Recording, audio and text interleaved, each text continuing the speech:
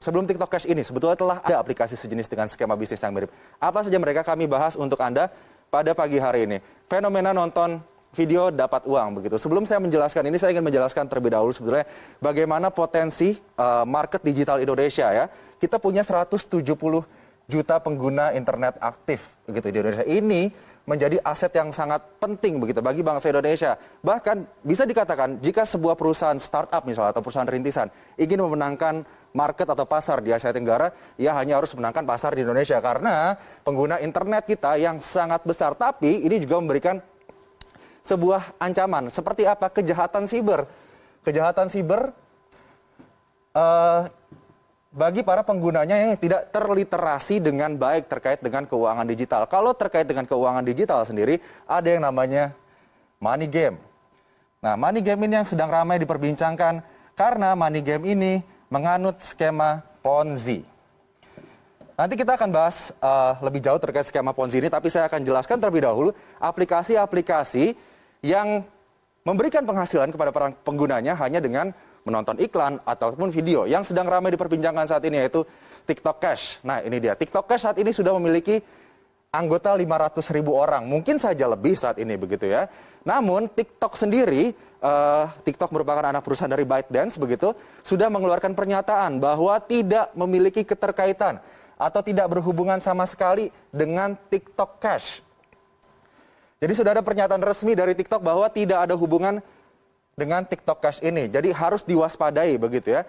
Kemudian bagaimana cara para anggotanya ini bisa mendapatkan uang atau pundi-pundi rupiah? Hanya dengan memfollow akun, like, dan nonton video TikTok saja begitu. Ini dikatakan bahwa dengan memfollow akun, like, dan nonton video TikTok ini akan langsung berhubungan dengan internet selebriti begitu. Jadi dikatakan di sini dengan berhubungan dengan internet selebriti ini akan memberikan suatu hubungan yang mutual atau win-win solution antara para penonton anggota ini dengan para internet selebriti ini yang grafik atau traffic TikToknya akan melesat naik karena banyak yang nonton.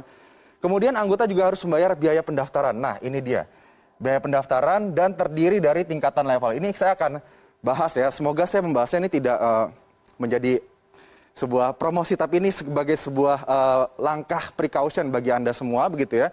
Bahwa ada indikasi yang ditemukan oleh Satgas Waspada Investasi OJK begitu, ada indikasi TikTok Cash ini menganut pola Ponzi yang dilarang oleh pemerintah Indonesia, oleh OJK begitu. Jadi untuk tingkatan levelnya ini sendiri terdiri dari beberapa level, mulai dari magang sampai ke pengawas.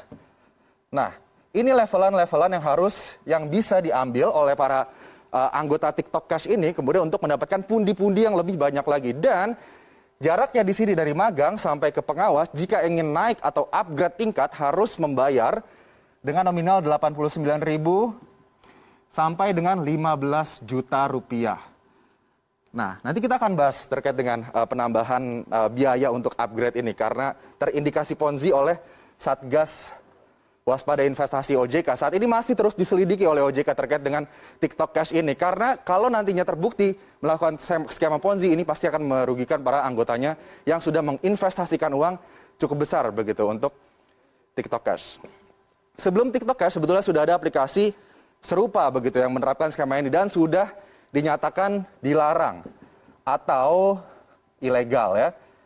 OJK sudah menyatakan bahwa VTube ini adalah aplikasi yang ilegal atau dilarang untuk ditransaksikan atau digunakan di Indonesia. Ternyata VTube ini sudah di-download lebih dari 10 juta kali di Play Store. Kemudian dia juga sistemnya untuk mendapatkan uang adalah memberikan poin penghasilan bagi anggota. Kemudian diperbolehkan transaksi jual beli poin antara anggota. Mendapatkan referral point jika berhasil membawa anggota baru. Jadi kalau misalnya Anda berhasil skemanya seperti member get member gitu ya. Jika Anda membawa member baru kepada VTube ini, Anda akan mendapatkan poin dan kemudian poin itu nanti akan bisa dirupiahkan ataupun nanti dirupiahkan karena satu koin VTube ini senilai $1 atau sekitar 14.000 rupiah begitu ya. Dan kemudian ini daftarnya gratis, harus perpanjang, mau hasil lebih Anda harus upgrade dan ini sudah lagi-lagi dilarang atau ilegal, dinyatakan ilegal oleh otoritas jasa keuangan. Kemudian ada juga yang baru saja ditemukan oleh OJK, yaitu Vito.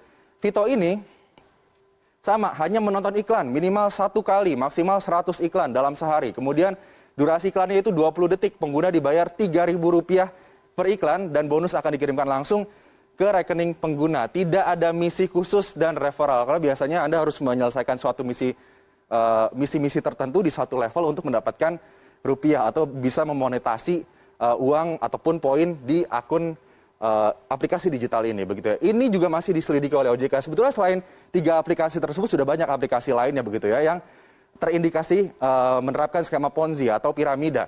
Dan sebut saja like apps seperti yang dulu, begitu ya. Tapi skema Ponzi memang skema yang sudah lumrah, sudah banyak diperbincangkan, begitu, terkait dengan bagaimana member get member, kemudian member awal mendapatkan keuntungan paling tinggi, kemudian member paling bawah mendapatkan ciong atau kerugian karena tidak mendapatkan penghasilan, begitu. Kita ingat saja kasus, let's say, First Travel yang sempat heboh, kemudian juga ada Miles, begitu ya. Ini 2 kasus yang sempat menghebohkan Indonesia dan terindikasikan juga menerapkan skema Ponzi bagi para anggotanya. Dan kita juga sudah punya undang-undang, yaitu Undang-Undang Nomor 7 Tahun 2014 terkait skema Ponzi. Ini yang menyatakan bahwa skema Ponzi atau piramida ini adalah sistem kegiatan usaha yang memperoleh keuntungan bukan dari hasil penjualan barang. Ini yang harus digarisbawahi. Jadi Anda harus hati-hati jika ada suatu bisnis yang menawarkan Anda penghasilan tanpa ada penjualan barang.